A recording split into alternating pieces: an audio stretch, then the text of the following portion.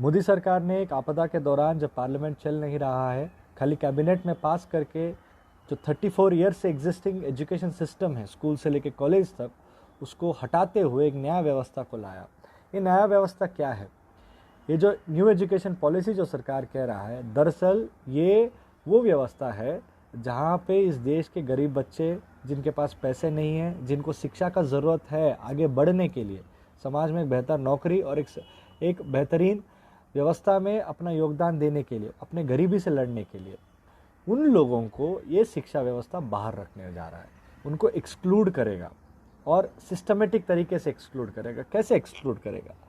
इसमें बहुत सारा पॉइंट है, वो धीरे धीरे हम लोग अलग अलग वीडियोस में बताएंगे, बट कुछ इंपॉर्टेंट चीज़ों को समझने का ज़रूरत है। पहला चीज़, जो हायर एजुकेशन में ये कह रहे हैं कि 4 साल का ये लोग एक ग्रेडेड डिग्री, जहाँ पे आप अगर 1 साल पढ़ाई करने के बाद आप पढ़ाई नहीं कर पा रहे हैं तो आप निकल जाइए, कभी भी वापस आके आप पढ़िए। मल्टीपल एंट्री और एग्ज़िट का 4 साल का डिग्री की बात ये कह रहे हैं। इनका ये कहना है कि जिनके पास पैसे नहीं है वो 1 साल पढ़ेंगे, जब उनके पास पैसे वापस आ जाएंगे वो कभी भी ज़िंदगी में वापस आके वो इस पढ़ाई को पूरा कर सकते हैं। दरअसल आप सोचिए, ये ग्रेडेड इनइक्वालिटी है, ग्रेडेड इनइक्वालिटी एंड एक्सक्लूजन है। जिनके पास पैसे नहीं हैं और जिनके पास पैसे हैं, दोनों एक साथ अपना पढ़ाई शुरू करेंगे, और जिसके पास पैसे नहीं हैं वो फीस भी देगा, बट 1 साल के बाद कुछ डिप्लोमा या सर्टिफिकेट लेके चला जाएगा कि उन्होंने 1 साल पढ़ाई किया, और जो दूसरा 4 साल पढ़ाई करके मार्केट में आएगा, इन दोनों की तुलना में जिसने डिग्री कंप्लीट किया, जो डिग्री नहीं कंप्लीट कर पाया, ज़्यादा अपॉर्चुनिटी नौकरी पाने का जिन्होंने डिग्री कंप्लीट किया उनका है। और यही नहीं, ये 4 साल का व्यवस्था दरअसल ड्रॉप आउट्स को इंक्रीज़ करेगा, और इसलिए करेगा एग्जिस्टिंग जो यूनिवर्सिटी सिस्टम है, पब्लिक फंडेड नेचर है जो एजुकेशन का, उसको बदल रहा है। कैसे?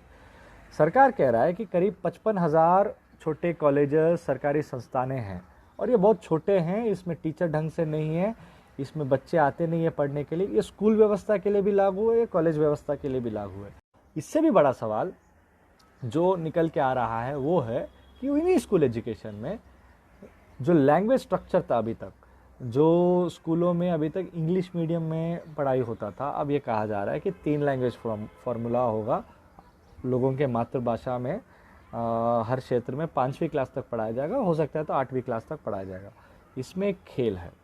हम लोग जानते हैं कैसे पूरे दुनिया में अंग्रेज आए और अंग्रेज हर जगह अपना ये दुनिया जमा के गए थे और अंग्रेजी को बढ़ा के गए थे।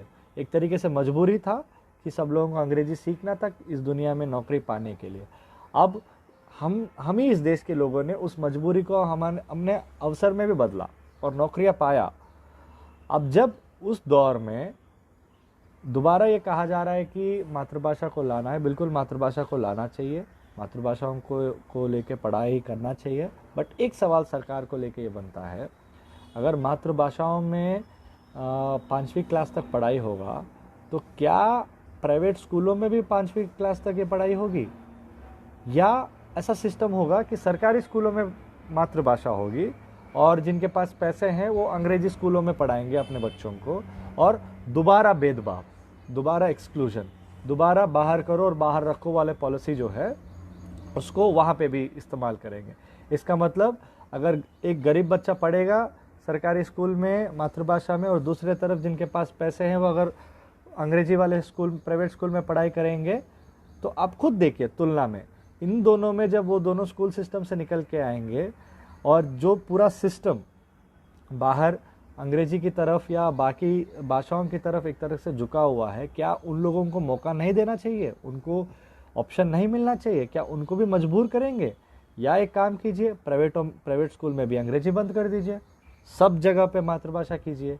या अगर आप नहीं कर पाएंगे तो इस तरीके से असमता को मत बढ़ाइए, इस तरीके से इनइक्वालिटी को नहीं बढ़ाना चाहिए। ये सवाल सरकार से बनता है।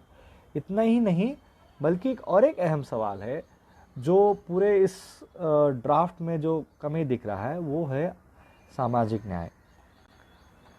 अगर सरकारी संस्थाएं कम होगी, वो स्कूल हो या कॉलेज हो, उनकी संख्या कम किया जाएगा, और जहाँ पे भी होगा अगर उनमें फीस बढ़ा दी जाएगी तो जाहिर सी बात है इस देश के दलित, आदिवासी, पिछड़े लोग नहीं पढ़ पाएंगे। उनको प्राइवेट संस्थानों में आरक्षण अभी भी लागू नहीं होता है। अगर प्राइवेट संस्थानों का बढ़ावा होगा तो इसका मतलब है कि सामाजिक न्याय और सामाजिक न्याय और रिजर्वेशन का अंत है ये। और इस पूरे डॉक्यूमेंट में इसको लेकर कोई चर्चा नहीं है। इसीलिए जो जो लोग इन बातों को कह रहे हैं कि ये सिस्टम को बदलने वाला कानून है, ये सबको समानता लेके आएगा, नहीं, ये सबको समानता नहीं लाएगा, बल्कि ये समानता को तोड़ेगा। जो चीज़ें अभी जो ठीक हो सकते थे उनको सरकार ने तो ठीक नहीं किया। पिछले 6 साल का इतिहास देख लीजिए मोदी सरकार का। उनके रहते हुए कॉन्ट्रैक्चुअलाइजेशन बढ़ा टीचर्स के अंदर, जो वैकेंसीज है उनको भरा नहीं है, जो सरकारी संस्थानों का फंडिंग, एजुकेशन का फंडिंग सालों साल गिरते गया।